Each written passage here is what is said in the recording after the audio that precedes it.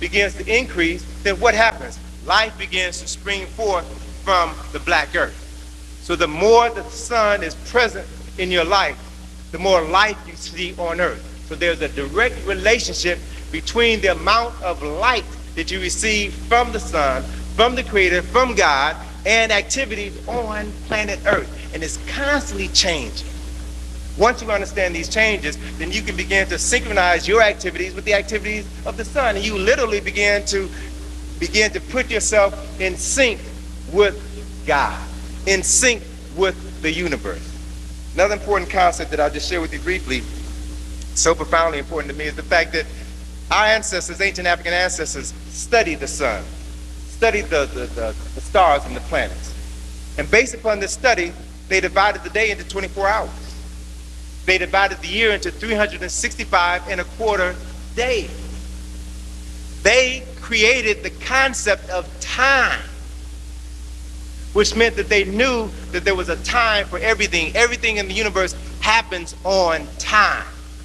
And when you were conscious of the specific energy that's emanating from the sun at a specific point in time in the day and the month of the year, when you're using that knowledge, then you will experience a different reality from someone else who has no knowledge of this relationship. Everything happens on time. So it's my firm belief that this thing that we call CP time literally puts us out of sync with the universe, with the Creator, with God. And you all know as well as I do, when you are out of sync with the universe, with the Creator, with God, ain't nothing coming your way.